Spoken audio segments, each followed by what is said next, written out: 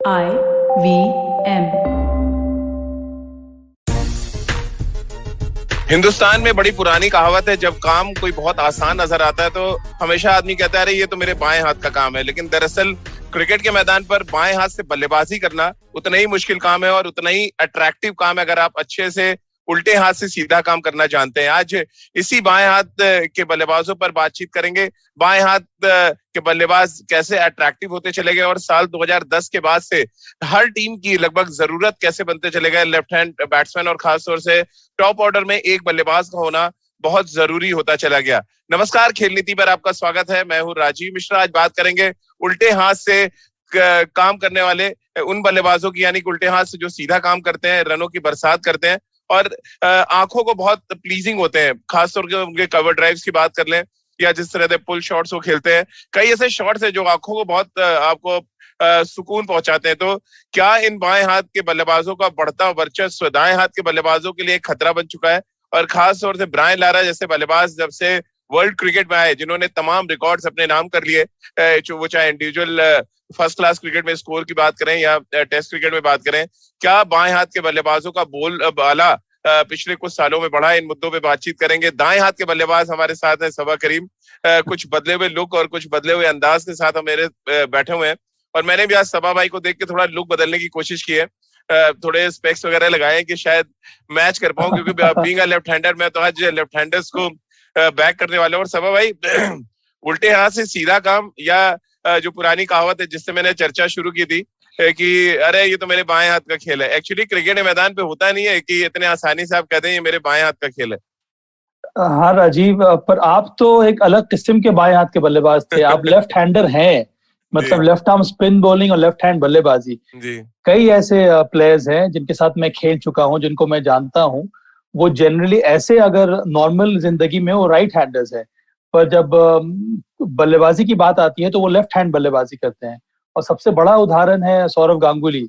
Saurav Ganguly normally अगर उनको देखा जाए तो एक राइट आर्म पेस बॉलर हैं, राइट हैंड से सब कुछ काम करते हैं, पर जब उनकी बल्लेबाजी का काम आता है तो बाएं हाथ से करते हैं।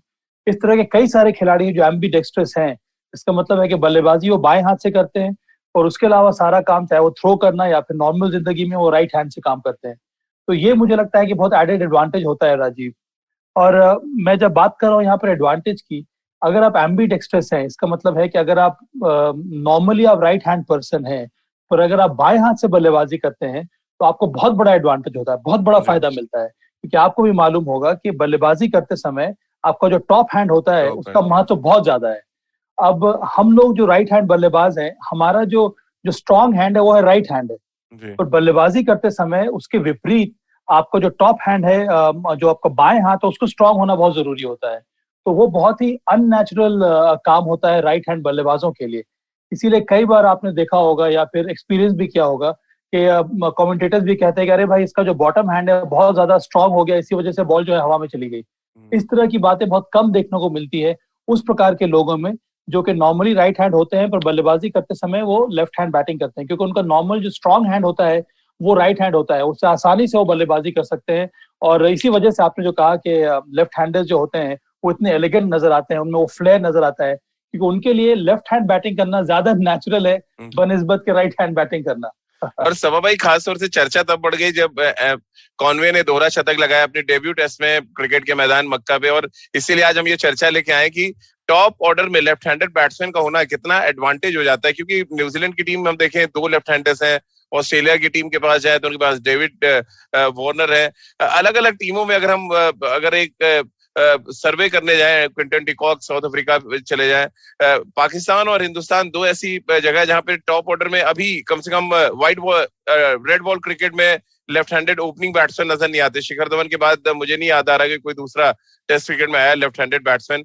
क्यों इतना महत्व बढ़ गया है? मैं अभी एक आंकड़ा देख रहा था, एक रिसर्च देख रहा था सबा भाई, 2010 के बाद से लेफ्ट हैंडेड जो बैट्समैनों का टीम में आना हर साल 3 से 4% बढ़ा है हर टीमों में।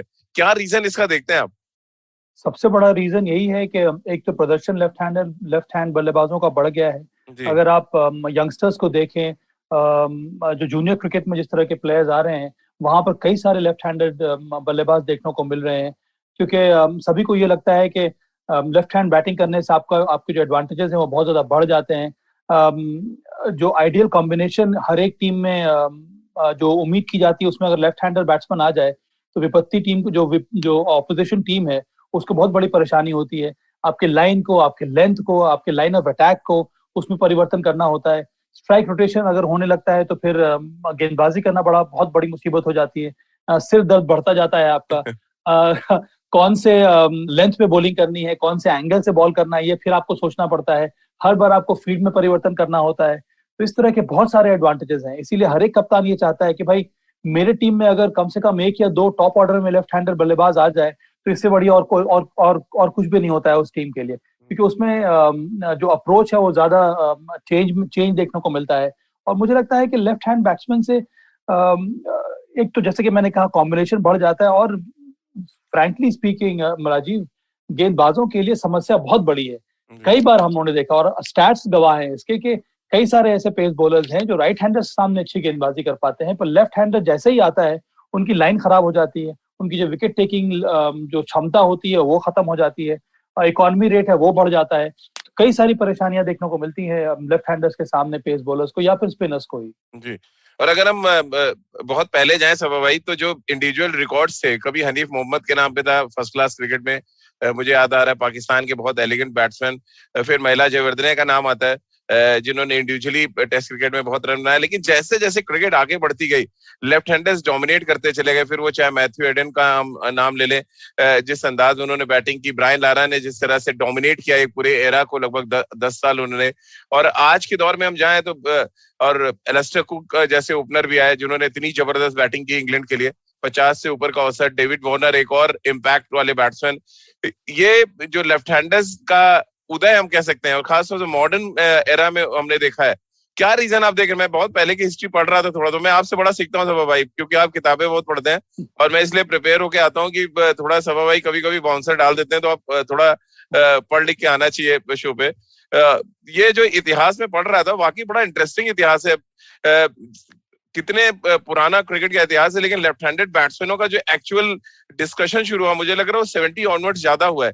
क्या रीजन आप देख रहे हैं? एक समय राइट हैंडर्स डोमिनेट करते रहे, फिर आज के दौर में जितने भी बड़े बिग हिटर्स की बात आती है तो सडनली वो लेफ्ट हैंडर्स ही जहन में आने लगते हैं। राजीव, मुझे लगता है कि हमारी जो युवा पीढ़ी है ना, हम सिर्फ भारतीय युवा पीढ़ी की नहीं बात कर रहा हूँ, अंतर्राष्ट्रीय ये जो युवा पीढ़ी है, बहुत कुछ वो एब्जॉर्ब करती है, बहुत जल्दी वो सीखती है। और उनके सामने अगर उस प्रकार से कोई रोल मॉडल आ जाता है तो फिर उसको वो वही वाली राह को पकड़कर वो आगे बढ़ना चाहते हैं। तो अगर हम 70s की बात करें तो गारफील्ड सोबर्स का नाम लेना बहुत जरूरी होगा। उस समय अगर आप वेस्ट इंडीज टीम को देखें, युवा पीढ़ी को देखें, तो गारफील्ड सोबर्स के साथ या फिर उनके बाद कई सारे बल्लेबाज आए। रॉय फ्रेडरिक्स का आप नाम ले लीजिए, क्लाइव लॉयड का आप नाम ले लीजिए, और उसके बाद ब्रायन लारा आए, अल्विन कालीचरण आए, शिव नारायण चंद्रपॉल आए। हालांकि उनकी बल्लेबाजी बहुत कुछ अलग थी, जहां तक कि फ्लेयर की बात करें तो, पर इफेक्टिव बहुत राइट हैंडेड जावेद मियां ऐसा लगता था। चंद्रपॉल भी। मुझे लगता है कि हर दशक में अगर यंगस्टर्स को कोई रोल मॉडल नजर आता है तो उसी के परछाई में हमारे जो यंगस्टर्स हैं वो चलने का प्रयास करते हैं। कुछ वही हालत हुई है पेस बॉलर्स का। भारत में देखिए कितने सारे हमारे पास पेस बॉलर सामने आ रहे हैं, क्योंकि हमारे यंगस्टर्स के सामने कई सारे युवा पीढ़ी के या फिर एक्सपीरियंस पेस बॉलर्स हैं इस समय। तो हर एक यंगस्टर चाहता है कि वो भी पेस बॉलर बन जाए। अगर आप भारत में ही देखें तो कई सारे हमारे पास लेफ्ट हैंडर्स आए, उनके पश्चिम पर कई सारे यंगस्टर्स सामने आए। इंग्लैंड की वही हालत है। श्रीलंका में देख लें संगकारा, इतने शानदार लेफ्ट हैंड बल्लेबाज। मुझे लगता है धीरे धीरे यंगस्टर्स को ये लगने लगा है कि लेफ्ट हैंड बैटिंग से एक तो खुद आपको एडवांटेज मिलने लगता है, उसके साथ साथ जगह थोड़ी बहुत मुझे लगता है टीम में आने की जगह जो है बढ़ जाती है। अगर कोई भी चयन करता बैठा है, उसको लगता है कि भाई अगर मेरे पास 2 या 3 लेफ्ट हैंडर्स आ जाते हैं टीम में तो आसानी होती है। तो उसी के तलाश में वो चयन करता लग जाता है कि मेरे पास, या कप्तान लग जाता है कि मेरे पास मैं कहीं ना कहीं से 1 या 2 लेफ्ट हैंडर ले आऊं, क्योंकि वो जो सेमनेस होती है कॉम्बिनेशन की, एक टीम की, उसमें परिवर्तन लाना बहुत जरूरी हो जाता है। कुछ उसी प्रकार से राजीव, जिस तरह से हर एक टीम में अब प्रयास ये होता है कि हमारे पास एक लेफ्ट आर्म सीमर होना चाहिए। क्यों लेफ्ट आर्म सीमर होना चाहिए? क्योंकि उसकी एंगल अलग होती है, उसकी स्विंग मूवमेंट है वो अलग होती है, वेरिएशंस आ जाते हैं आपके टीम के कॉम्बिनेशन में।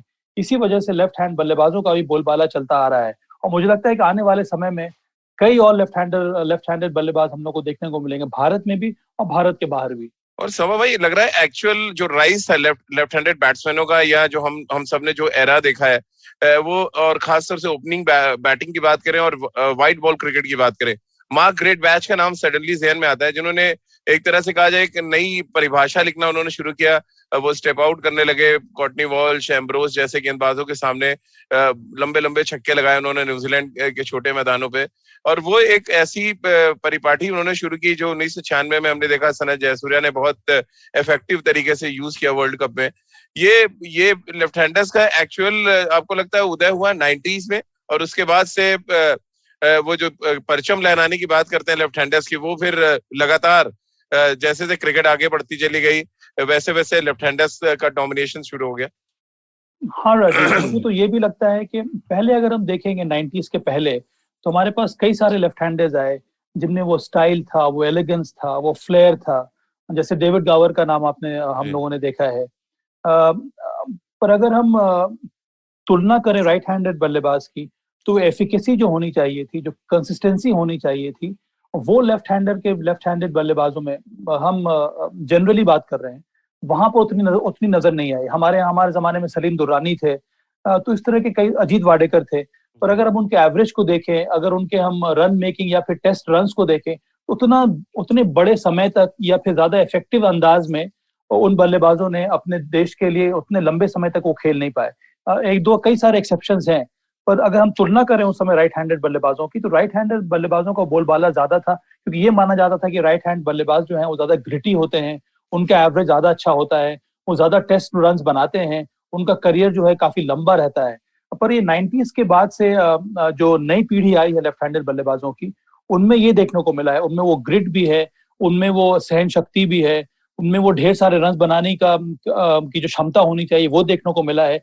तो ये शानदार कॉम्बिनेशन अब लेफ्ट हैंडर बल्लेबाजों में देखने को आया। उनमें फ्लेयर भी है, उनमें स्टाइल भी है, उनमें एलिगेंस भी है, और उसके साथ साथ बड़े रन बनाने की जो क्षमता है वो भी देखने को मिली है, चाहे वो संगकारा हो या फिर ब्रायन लारा हो या फिर ग्राम स्मिथ हो या फिर एलिस्टर कुक क्यों ना हो। तो मुझे लगता है इसकी वजह से जो लोग टीम को चुनते हैं या फिर कप्तान जो अपनी टीम को बनाता है, उसको लगता है कि यार मेरे पास अगर लेफ्ट हैंडर बल्लेबाज आ जाए, अगर 19-20 का फर्क भी हो, तो मैं जाऊंगा लेफ्ट हैंडर बल्लेबाज के साथ, क्योंकि मेरे टीम का जो कॉम्बिनेशन है वो ज्यादा तगड़ा नजर आता है एक लेफ्ट हैंडर बल्लेबाज होने की वजह से।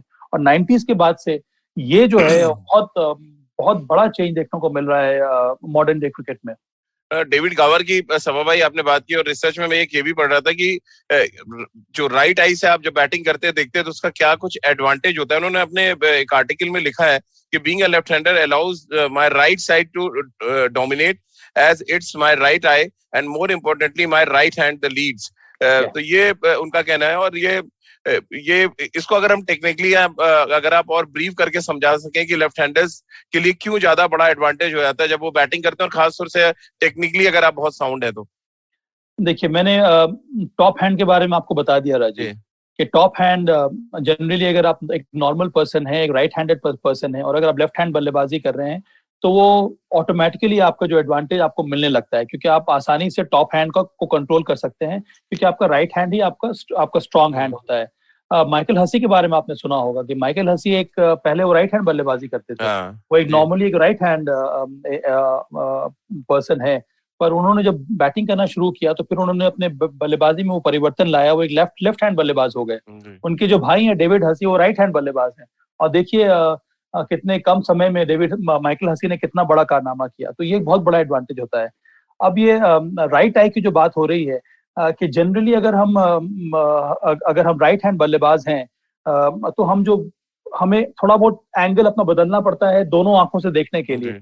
और अगर आपकी राइट आई स्ट्रांग है, अगर आप राइट आई को ज्यादा इस्तेमाल कर रहे हैं, तब भी बहुत ही अजीब से एंगल से आपको बॉल को ट्रैक करना होता है।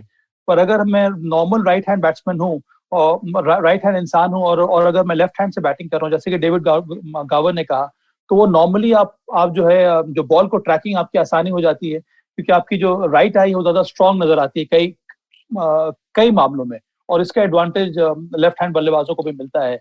और ये मैंने एक्सपीरियंस किया राजीव, जब मुझे चोट लगी थी। अब मेरी जो राइट आई में चोट लगी थी, और उस वजह से मुझे बल्लेबाजी करने में बहुत सारी दिक्कतें आ रही थी, कि तब मुझे एहसास हुआ कि राइट आई जो मेरी है वो स्ट्रांग आई है। और तो थोड़ा मुझे अपने स्टांस में परिवर्तन करना पड़ा।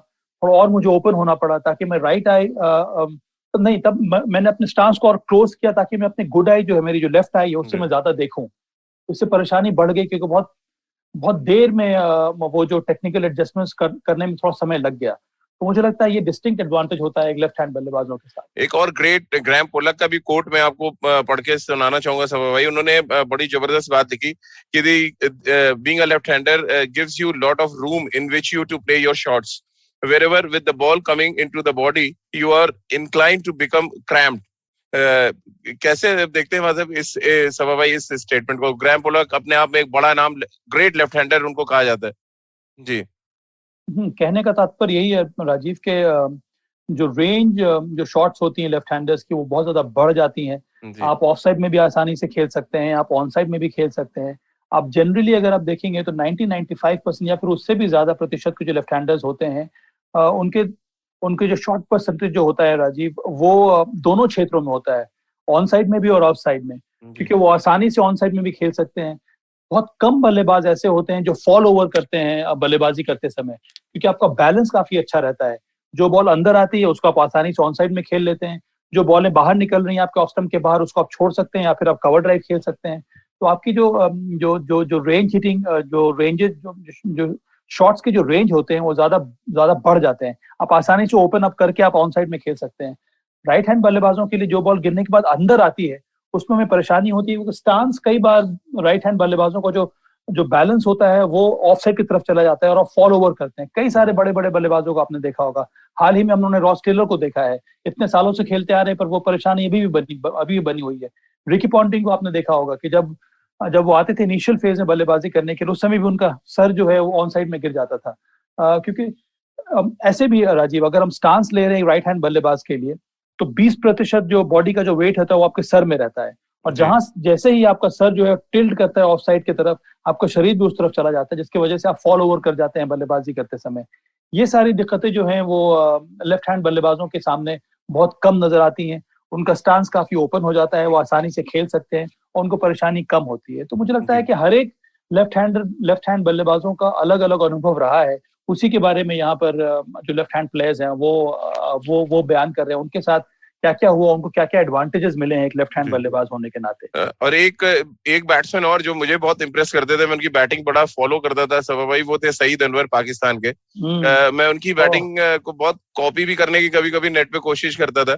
जिस तरह से वो इम्प्रोवाइज करते थे, खासतौर से ऑफ स्टंप से बाहर जाके फ्लिक करना या जिस तरह के ड्राइव्स वो करते थे। राजीव वो तो मुझे लग रहा है कॉपी थे अजहरुद्दीन के। हाँ बिल्कुल। ऑन साइड ऑफ स्टंप के बाहर से ऑन साइड में खेल देना। उनकी एक कहानी अक्सर आपने सुनी होगी कि जब वो टोरंटो में होता था सहारा कप, आपको याद होगा सईद अनवर, आपने शायद बताया था कि बड़े रन बना रहे थे। देवाशीष मोहंती कई बार उनको आउट कर चुके थे उस सीरीज में। तो वो शायद सचिन के पास गए पूछने के लिए, यार ये फेंकता क्या है ये, जब अंदर खेलने जाओ तो बाहर जा रहा है, जब बाहर वाली खेलने जाओ तो अंदर आ रहा है। तो 5वें मैच में सचिन ने शायद उनको कुछ टिप्स दिए और अच्छे रन बना रहे थे वो सडनली फिर मोहंती को लेके आए, बोले एक शॉट मिड विकेट खड़ा किया और हाथ में मार दिया उन्होंने। तो कह रहे वो सईद अनवर का लेकिन हिंदुस्तान के खिलाफ टेरर था एक, जिस अंदाज में 194 रनों की पारी कोई भूल नहीं सकता, जिस तरह की बैटिंग उन्होंने की थी। सईद अनवर क्यों एक्सेप्शनल लगते थे सभा भाई? बाकी उस एरा में जितने लेफ्ट हैंडर्स और आए, सईद अनवर क्यों अलग लगते थे? आमिर सोहेल भी खेले उनके साथ, बट वो एलिगेंस नजर नहीं आता था जो सईद अनवर के पास था। राजीव, हम लोगों ने कई सारे मैचेस सईद अनवर के विरुद्ध खेले हैं जी। और जो मुझे एहसास हुआ विकेट के पीछे रहकर कि बहुत ही नेचुरल प्लेयर थे, उनको ज्यादा कुछ करने की आवश्यकता थी नहीं। उनका स्टांस बड़ा ही इजी सा था, रिपीटेबल स्टांस था। उनको कभी ये प्रयास करने की कोशिश नहीं करनी पड़ी कि उनका सर सीधा आ रहा है कि नहीं आ रहा है, उनका पैर चल रहा है कि नहीं चल रहा है, उनका बल्ला कहाँ से आ रहा है क्या या फिर एंगल से आ रहा है।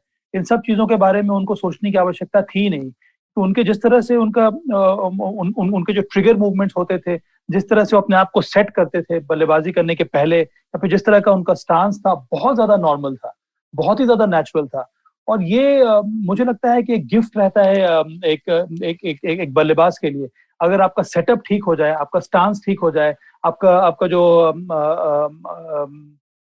जो बैट का जो फ्लो है वो आसान हो जाए, आपका जो बैकलिफ्ट है वो आसान हो जाए, वो नॉर्मल हो जाए, वो नेचुरल हो जाए, तो इससे बड़ी बात और कुछ भी नहीं हो सकती है। क्योंकि यही सारी तकनीकी चीजें होती हैं जिससे मुसलसल जो एक बल्लेबाज है वो जूझता रहता है पूरी जिंदगी भर, पूरे अपने करियर में, कि मेरा बैट सीधा आ रहा है कि नहीं आ रहा है, मेरा स्टांस ठीक है कि नहीं, मेरा सर सीधा है कि नहीं।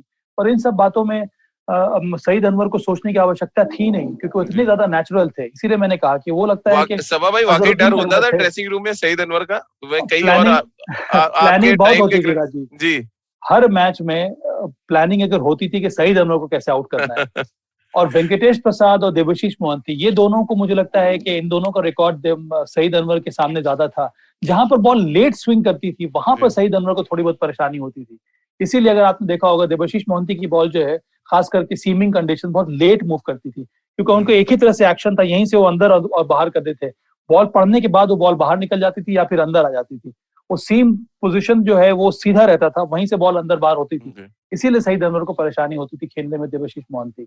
लेफ्ट हैंडेड बैट्समैन के साथ साथ अगर कैप्टन है तो उसका भी एक बड़ा एडवांटेज। सभा भाई मैं देख रहा था रिकॉर्ड्स में, क्लाइव लॉयड ने 2 वर्ल्ड कप जीता, एलन बॉर्डर ने बड़ा अच्छी कप्तानी की, ग्राहम स्मिथ ने का जो टेस्ट क्रिकेट में मैच जीतने का एवरेज, मुझे नहीं लग रहा कोई मैच भी कर पाएगा। इतने ज्यादा मैचेस उन्होंने अपनी कप्तानी में जीते हैं। अब being a left handed captain अगर है आप, क्या ये भी एक अलग तरीके का माइंडसेट होता है एक लेफ्ट हैंडेड बैट्समैन का? अलग तरीके की सोच और दिमाग के साथ चलते हैं लेफ्ट हैंडेड बैट्समैन? कहना बड़ा कठिन है राजीव। अर्जुन रणतुंगा का नाम आपने नहीं लिया, वो हाँ, भी वर्ल्ड रणतुंगा कप जी। विनिंग कैप्टन, वो भी जी। लेफ्ट हैंडर है श्रीलंका के। पर मेरा अनुभव सौरव गांगुली के साथ काफी लंबे समय तक रहा है। जी। और ये छोटे से जब वो छोटे छोटे थे, जब वो पहली बार उन्होंने अंडर 19 खेलना शुरू किया, या फिर पहली बार उन्होंने रणजी ट्रॉफी खेलना शुरू किया, तो उनके बड़े भाई जो है स्नेहाशीष गांगुली, वो भी एक बहुत ही शानदार एलिगेंट लेफ्ट हैंड बल्लेबाज थे। वो मेरे बैचमेट थे, और सौरभ उनसे 2 या 3 साल उनसे छोटा है। तो फिर हम लोगों ने जब साथ साथ खेलना शुरू किया, उस समय मैं ईस्ट जोन की कप्तानी किया करता था। और ये पहला साल था सौरव गांगुली का, यंग प्लेयर, जब वो आए थे ईस्ट जोन टीम में। और ये तो शॉर्ट कवर में, ये कवर में फील्डिंग करते थे या फिर स्लिप में फील्डिंग किया करते थे सौरभ।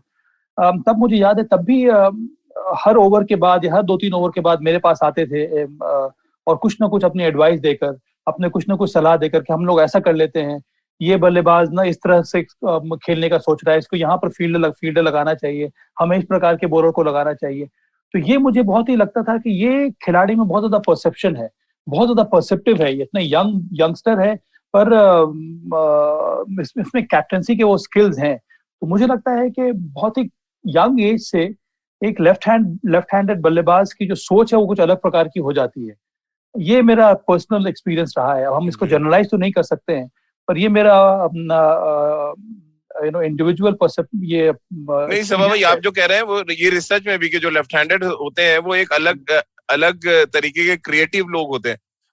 ये अक्सर कहा जाता है कि लेफ्ट हैंडर्स के पास कुछ अलग होता है। क्या ये महसूस किया आपने जब आप सौरव की कप्तानी में, सौरव जो कप्तान बने, या आपने लॉयड को देखा, फिर ग्राहम स्मिथ ने बड़े लंबे समय तक डोमिनेट किया, क्या आपने ये चीजें महसूस की जब ये लोग टीम को लीड कर रहे थे? तो मुझे लगता है ये बहुत ही निर्भर करता है इंडिविजुअल के ऊपर भी, जी। कि आपका इंटरेस्ट किस तरफ है। अब हम अगर हम सईद अनवर को रखें एक तरफ एक कप्तान के रूप में, और सौरव गांगुली को रखें एक कप्तान के रूप में, सईद अनवर ने भी कप्तानी की पाकिस्तान की, तो मुझे हमेशा से ये लगता रहा कि वो रिलक्टेंट कप्तान है, उनका मन कप्तानी में था नहीं। जी। तो उन्होंने अपने दिमाग को उस तरफ लगाया ही नहीं, इसीलिए उतने ज्यादा सक्सेसफुल कप्तान वो हुए नहीं। हालांकि बहुत ही शानदार उन्होंने बल्लेबाजी की, एक सक्सेसफुल बल्लेबाज रहे, पर एक सक्सेसफुल कप्तान नहीं, वो बन नहीं पाए। मुझे लगता है ये अप्रोच पर निर्भर करता है, आप में कितना इंटरेस्ट है, आप किस प्रकार से अपने टीम के लिए सोच रहे हैं, आपने वो क्रिएटिव जो दिमाग है उसको चलाने के बारे में सोचा है कि नहीं सोचा है। तो इन सब चीजों को अगर हम देखेंगे तो सौरव गांगुली ने बहुत पहले ही ये साइंस दिखा दिया था। अर्जुन रणतुंगा के साथ भी कुछ वैसे ही हुआ, ग्राहम स्मिथ के साथ भी वैसे ही हुआ। ये सारे लोग बहुत ज्यादा, उनमें पहले से ही लीडरशिप स्किल्स थे। तो मुझे लगता है कि एक फैकल्टी होती होगी जरूर, और उस फैकल्टी को खोलना बहुत जरूरी है। और कई ऐसे प्लेयर्स हैं जो खोल नहीं पाते हैं, इसीलिए वो अच्छे कप्तान नहीं बन पाते हैं। पर ये एक एक्स फैक्टर जरूर रहता है लेफ्ट हैंडेड प्लेयर्स के साथ। समा भाई, आपने फैकल्टी की बात की, एक और खिलाड़ी ऐसा जिसने फैकल्टी अपनी खोली और शायद ट्रेंड बदल दिया, वो उस लेफ्ट हैंडेड बैट्समैन का नाम है एडम गिलक्रिस्ट, जिसने एक सोच बदली कि आपको एक बैट्समैन ऐसा चाहिए नीचे जो डोमिनेट करे। तीनों फॉर्मेट में जिस तरह की बैटिंग एडम गिलक्रिस्ट ने की, मुझे लग रहा है वो एक एग्जांपल है, बहुत बड़ा एग्जांपल है वर्ल्ड क्रिकेट के लिए।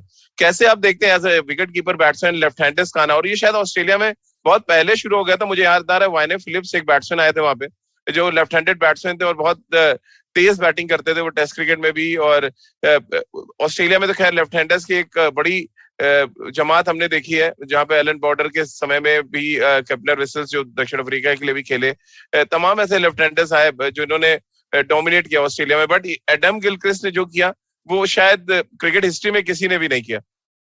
हाँ, वेन फिलिप्स के पहले तो रॉडनी मार्श थे जी, वो भी राजी, लेफ्ट वो हैंडेड भी बैट्समैन, लेफ्ट हैंडेड बल्लेबाज बट थे। वो अपनी कीपिंग के लिए ज्यादा जाने जाते थे। नहीं, पर वो भी लोअर ऑर्डर में बहुत तेजी से वो भी रन बनाते थे। जी और तो वही लेगेसी को आगे बढ़ाया है एडम गिलक्रिस्ट ने। पर एडम गिलक्रिस्ट ने जो विकेट कीपर की जो छवि है उसको बहुत ही बड़े अंदाज में बदल सा दिया। तब हर एक सभी को ये लगने लगा कि एक विकेट कीपर जो है वो एक बल्लेबाज के रूप में भी मैच विनर हो सकता है।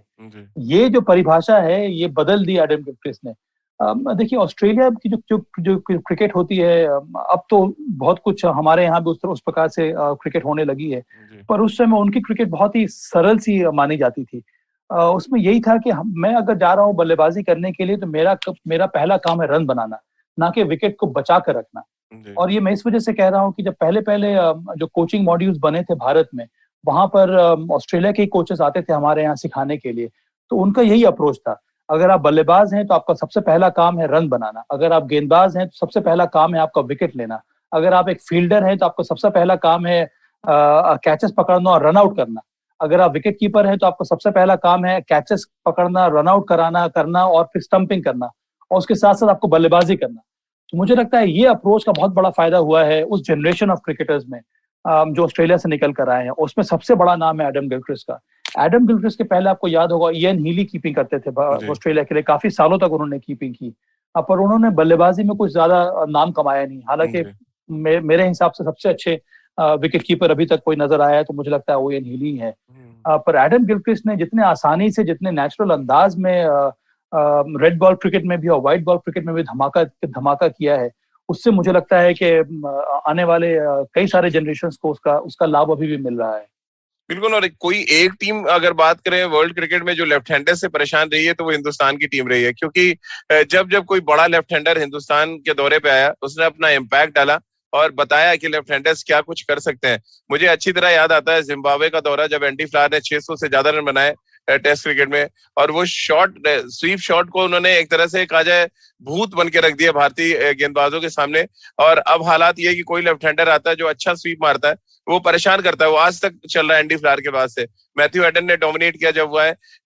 अभी आप रिसेंटली जो भी टीम आप उठा के देखें, लेफ्ट हैंडर्स आते हैं और वो डोमिनेट करते हैं सिर्फ एक शॉट के दम पे, और वो है स्वीप शॉट। अब सबब है क्योंकि being a right hander sweep बहुत अच्छा खेलते थे, लेकिन लेफ्ट हैंडर्स का स्वीप शॉट इतना इम्पैक्टफुल क्यों होता है? क्यों हमने अभी देखा, हमने कॉनवे ने भी कुछ ऐसी बल्लेबाजी की लॉर्ड्स में, क्यों इतना इम्पैक्ट डाल जाता है उनका ये पर्टिकुलर स्वीप शॉट? राजीव, मुझे ये लगता है कि एक लेफ्ट हैंड, देखिए स्वीप शॉट जो है बड़ा ही इंस्टिंक्टिव शॉट है। उसके बारे में प्लान आप करके, अगर आप चाहेंगे कि मैं प्लान कर लेता हूँ, मैं तैयारी कर लेता हूँ, मैं सीख लेता हूँ, वो बहुत मुश्किल होता है।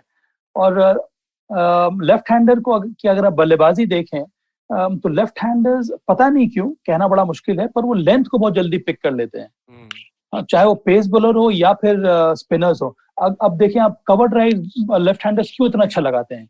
कवर ड्राइव आप अच्छा तभी लगाएंगे जब आप लेंथ बहुत जल्दी पकड़ लेंगे, जब आप लाइन बहुत जल्दी पकड़ लेते हैं, तभी आप सही दिशा में शॉट्स लगाते हैं और इतने शानदार तरीके से शॉट्स लगाते हैं कवर ड्राइव्स लेफ्ट हैंडर्स। तो कुछ उसी प्रकार से जो स्वीप शॉट है वो निर्भर करता है लेंथ के ऊपर, लाइन के ऊपर वो निर्भर नहीं करता है। तो अगर आपके अंदर वो लेंथ को जल्दी जज करने की एबिलिटीज है तो आप बहुत आसानी से आप स्वीप शॉट लगा सकते हैं।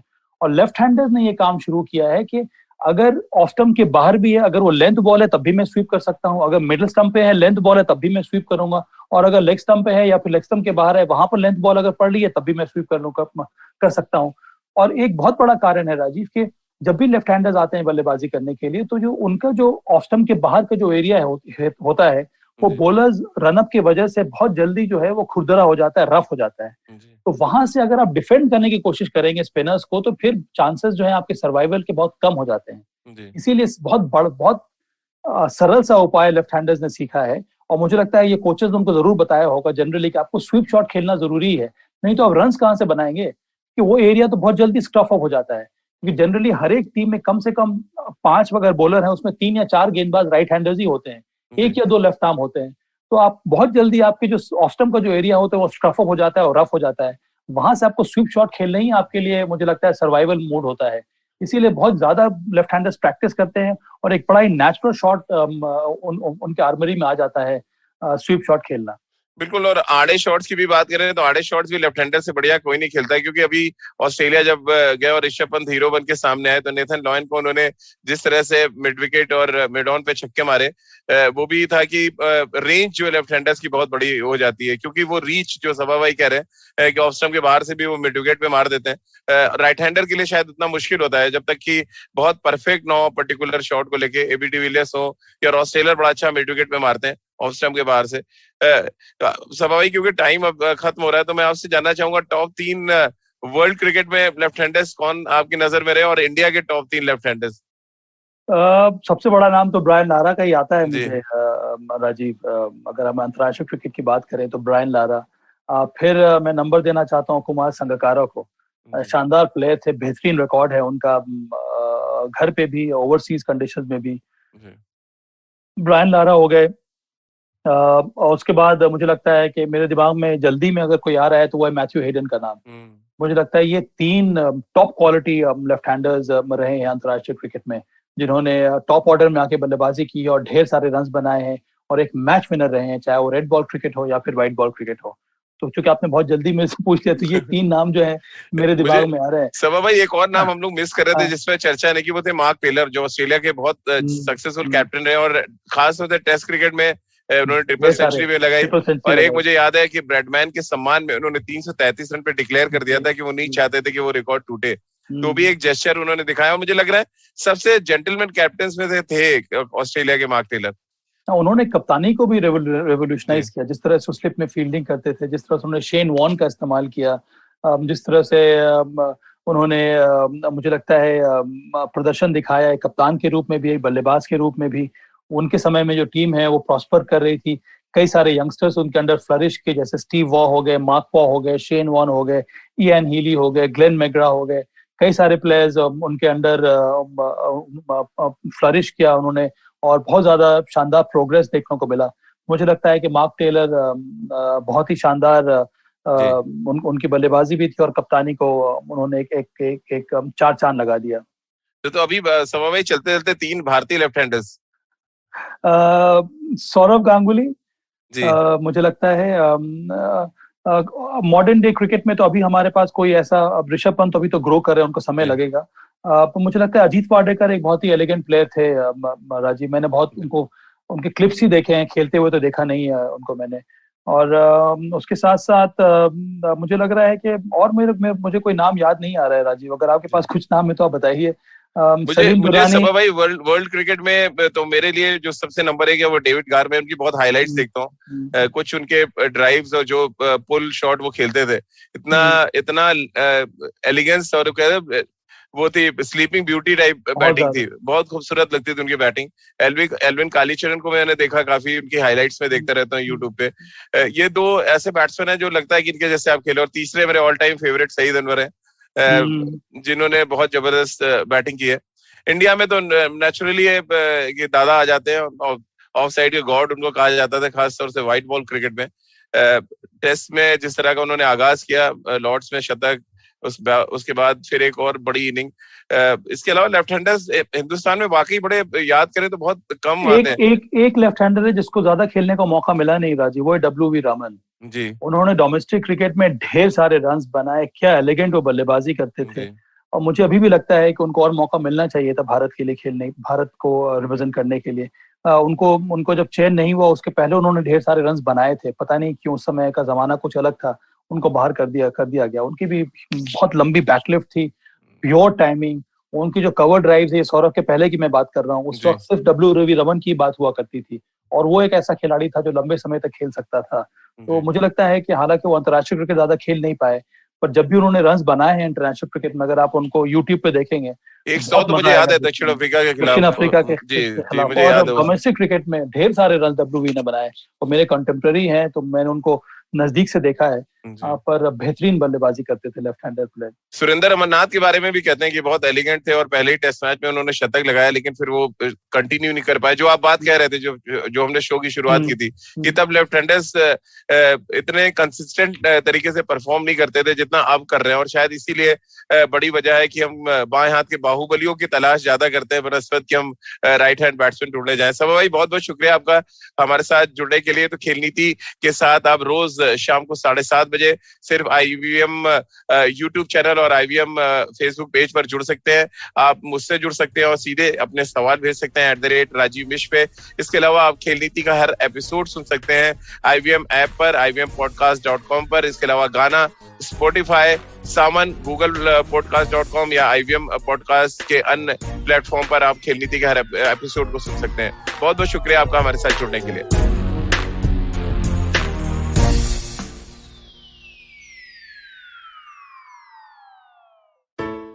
I hope you enjoyed that show. If you aren't following us on social media, please do. We're IVM Podcasts on Twitter, Facebook, and Instagram. We'd like to thank the sponsors on the network this week, Siet and Cred. We really appreciate the support. It is what makes this possible. So it was a fun week on Cider Says. We had guests like Dolly Singh, we had Guneet Monga, we had Kamya Jani of Curry Tales, and Cock and Bull as we always did. Do check it out. I think you'll really enjoy that. On Paisa Vaisa, we crossed 300 episodes and Anupam was joined by Akhil Handa, the digital head of Bank of Baroda. All Things Policy discussed topics like the 100 years of China's Communist Party, the Facebook versus the Government of India case, and the evolution of Indian science. On the Wire Talk, Siddharth Bhatia was joined by Gautam Bhatia to discuss the Central Vista project and why it's attracting so much flack. Sadaf and Archit are back on the Non-Curry podcast, and this time they raise the temperatures as they discuss the beloved spice mirchi. On the Millennial Athlete, this week Tanvi and Shlok speak to Sarita Chauri, a visually impaired judoist. And finally, I want to ask you all to give a listen to the Triangle Offense. Anybody who has heard me talk on a podcast knows I can't shut up about basketball, and these guys know more about it than I do. So if you enjoy basketball, do check this out. Nishant and Monish do an excellent job with this show. I was one of their guests a few months ago, which is how I met them and tried to convince them to come onto the network, and they're finally here. So definitely do check this out. Show's available on all major podcasting platforms, but they also have a daily YouTube episode, which is available on the IVM Podcast channel. And with that, I hope to see you again next week. Do you know Tamil? Tamil puriyuma? Do your children enjoy great stories that inculcate good values? Hi, I am Ravishankar Balachandran and I host the Storytime Tamil podcast. I am excited to share a short story with great moral values every day. Listen to Storytime Tamil on the IVM podcast app, YouTube, or wherever you get your podcasts from.